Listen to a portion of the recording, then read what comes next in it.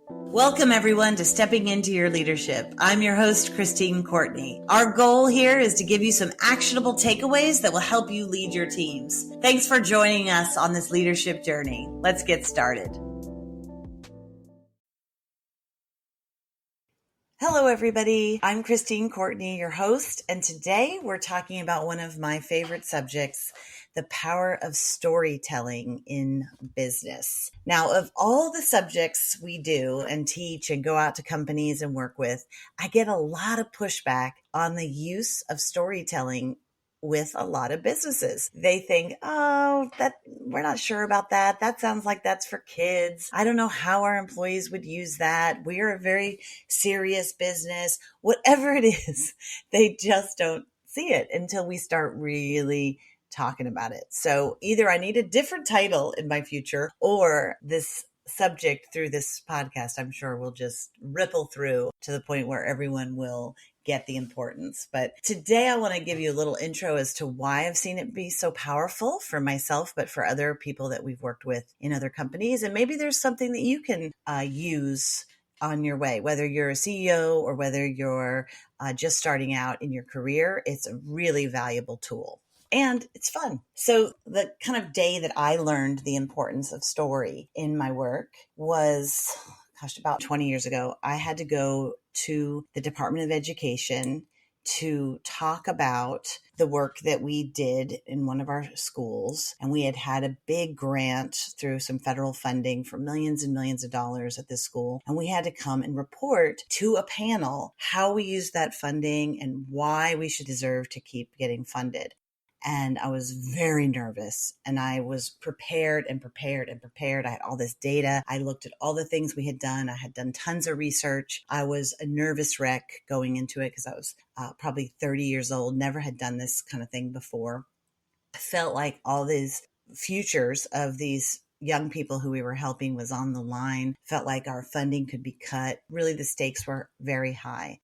I took my partner with me there, who was on the ground in the school working as well. And I said, can you come with me and we can do this together? And he had been in the school. He hadn't done the book research that I had done, but of course he had been living the real research.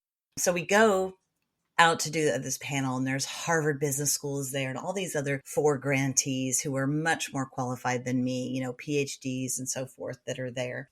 And I'm ready to present. So my colleague gets up in front of the podium first. I'm standing right next to him, a little bit nervous about what he's going to say because he hasn't seen all the data that I've worked on and all the research that I've done.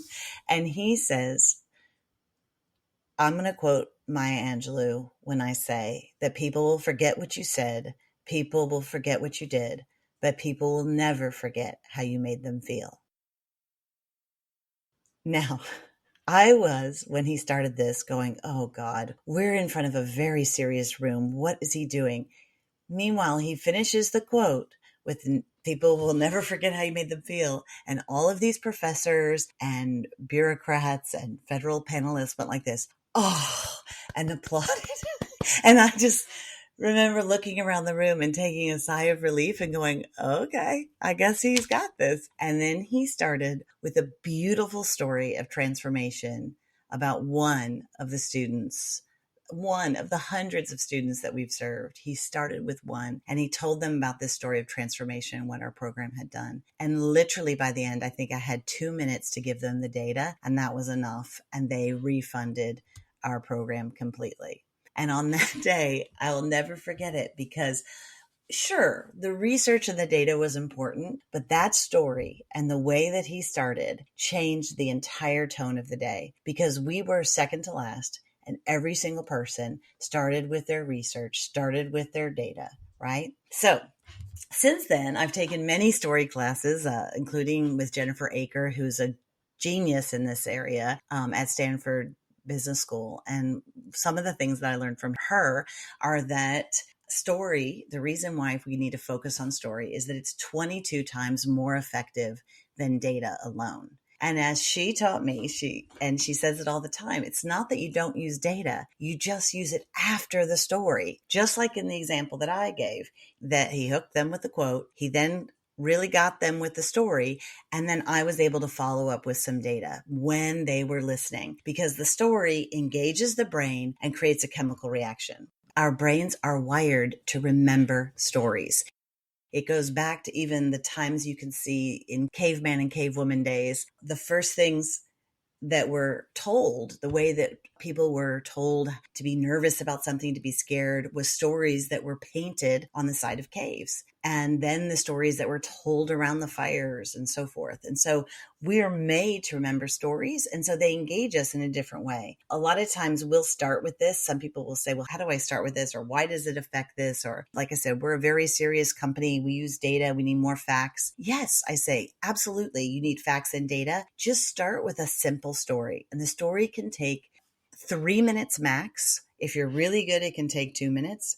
If you really have them hooked and they love and they're engaged in the story, and the story is going to define like maybe your whole offsite, then maybe you take longer to set that up if you're really good at it. But basically what happens is when you're telling the story, there are these mirror neurons that are going on between you and the people you're telling the story with. And they listen to this story like it's theirs. So it's the second most powerful tool to them actually having the experience and learning. As we know that we learn best when we experience it ourselves. But the second best thing is when we hear someone tell a story about it that really engages us, right? We get, if there's conflict or the stakes are really high, we have a mini cortisol release in the brain that grabs your attention and memory, because cortisol is a stress hormone. And it's like, pay attention, pay attention, pay attention. So if you want your employees or you want your clients or you want potential clients to really listen to what you have to say, that little cortisol boost that they get makes them absolutely key in. So in my example, we had all these other people. We were second to last in presenting. All these people go through wonderful data and research that they had, but the brains were kind of at rest. They were thinking, they were, observing, but it was different than when my colleagues started. They immediately leaned forward, right? They were like, oh, this is different. I have to pay attention to this, right? And they were invested in the story that he told of that student and that student's transformation. And you're also getting a dopamine hit at the same time, which is this emotionally charged event that actually creates kind of pleasurable hormones in the body. And that also can make you recall things better and so forth. So it's really positive. And sometimes people say to me, well, how do we start this with our employees? And sometimes we just do, depending on who you're working with, we just do a whip around sometimes at the beginning of meetings where you have a little bit of time or you're really wanting to focus on story. One of the things that we do is we just tell the story of your name. And so we have everybody go around and say, what's a story about your name? How did you get your name? Or is it something that your aunt nicknamed you that you go by now? I have a friend who's Cuban and her name is Ingrid. And we're always like, how does a Cuban girl get an Ingrid as a name? And meanwhile, I have a sister who's also named Ingrid, and they were both named after Ingrid Bergman because their both parents were huge fans of her. So she talks about growing up Cuban with a name like Ingrid. And so all of these things create a story that you remember those people and you have a fondness for them. And it can be any along the way, right? And so that's just a simple way to start to get people more interested in understanding of like, why does story work? That helps actually just create team. So it doesn't have to be that you're just using story in business for clients or to get sales, although that's probably the most popular use of story, or to convince a panel or to go talk about your doctoral thesis. Those are important popular ways, but also it can be around using story to create team and build teams within your own staff. The 4 elements of a good story, and these come from Jennifer Aker at Stanford, is she says you have to have a goal. So is the meaning of the story clear? Does the story have a goal, right? Do you know why you're telling the story? It's not just storytelling for storytelling's sake. The hook, is the story intriguing? Did it grab your attention? In my story, he used that quote to grab their attention, right? It was different. Everybody else had gone up there and said, this is what our project is about. This is the data that we have to support why you should keep funding it. Instead, he took space and said, Maya Angelou said, people will forget and people will immediately like, whoa, this is different, right? Next one is engagement. So you have to make sure the story is authentic, that it's not made up, that it's compelling. And then finally, the part that everybody usually forgets, which is why a lot of businesses don't want to take time to really invest in their people becoming better storytellers, is that there has to be some sort of call to action. So is the story involving, does the audience know what to do, think, or feel as a result of the story? Right? So when he told that story, in my case, he was really wanting them to refund our program. You are going to be so invested in the story of this kid. And then Christine's going to come in with some data in the last couple of minutes.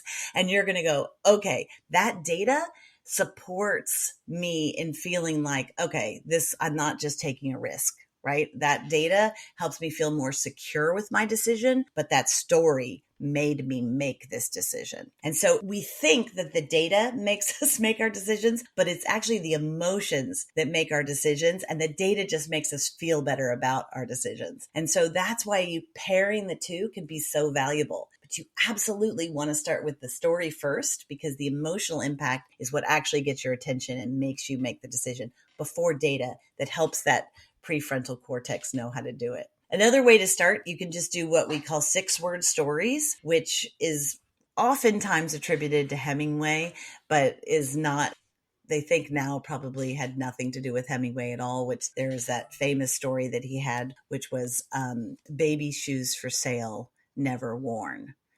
That's the most famous 6-word story that exists. I know it's kind of sad, but you can have 6-word stories for anything. And it's a really good way to get your teams and yourself to key in on what's the most important part of a story. So oftentimes I'll have people practice this. And even for myself, I'll try to practice, can I tell my story in 6 words? And then once I can get it down to 6 words, then I can elaborate on it. I try to, because I'm such a dork, I try to practice these 6-word stories all the time. Even if I go to a birthday party for a friend, as a little gift on her card, I'll write a 6-word story for her. It's just a good practice to get into, can I get conflict? Can I get resolution? Can I get a hook? All in those 6 words. I may not get a call to action, but I can at least get the beginning parts of it in those 6-word stories. So sometimes that's a good way. And there's tons of things on the internet that can help you to practice writing 6-word stories. But it's just a little beginning to the process. And then once you can use story and you can time yourself so you make sure that it's not taking up a large part of your presentation and you practice it, then I guarantee you that you're going to start to see results. You're going to be nervous because it feels a little vulnerable. The part about being vulnerable in front of your staff or in front of a client or in front of a vendor or in front of a panel for the Department of Education, any of it also makes it interesting. People are empathizing with you in that moment, and therefore they're paying more attention, which is what you want. In a world where it is impossible to get attention these days, story is such an easy way to do it. And we all have the power. It just takes a practice. We get better with practice. Think about in your own family, in your own friends, who are the best storytellers, and start to watch. What are they doing? Listen to what are they doing to make those stories so great. There's usually a good balance of humor. There's also sometimes stakes are high. What are those things? And can I start to think about those stories? What stories I have to share with other people. So in business, I tell people to keep a little journal that they just write down things that happen or things that they notice. Maybe it's how your product relates to folks. Maybe it's a testimonial story of somebody. Maybe it's an amalgam of a bunch of people you've put into one story. You don't want to make it up and have it be false, but you can take some leeways with things for sake of time and so forth. But you want to just keep a journal so that you have those things. And a lot of people do it. A lot of young people I work with do it in their phones. Some people have it in an old-fashioned notebook. Whatever it is that you don't have to write the whole story, but just a note to help you remind you like, oh, this would be good someday to bring up. And then lastly, I would just say to challenge yourself in moments, especially first, if you're starting off, can I try a story here? So now if I ever have to do something in front of my staff, I always think, okay, I'm going to give data about the company, or I'm going to give an executive update to my board, or whatever it is that you're going to do. Think first, like, okay, can I challenge myself to tell a short story at the beginning of this to get them invested more into whatever the theme is, or what I want them to do as a result of this day or this speech or this moment in time. And I kind of challenged myself to think of it ahead of time. In the beginning, I wrote it out. I typed it out so that I knew how long it was. But as you get better at it, you'll just have some like bullet points as to how to do it. But first, I would say just start giving it a try yourself. And if you start to have good results, then start to open that up to your staff a little bit, and with these mini little lessons you can do with them. And it'll be fun. Thank you for listening today. And we'll have more episodes in the future on how to use stories with different audiences. Take care. Thanks, everybody, for listening. I'd like to give a special shout out to our podcast producer, Richard Francisco. Check out our notes for any details. And if you get anything out of this, please follow us. And if you enjoy it, please take a moment to rate us or write a comment. It will mean the world to us. We'd love to hear from you. And if you just can't get enough, follow me on TikTok and check out tlpnyc.com/podcast for more information.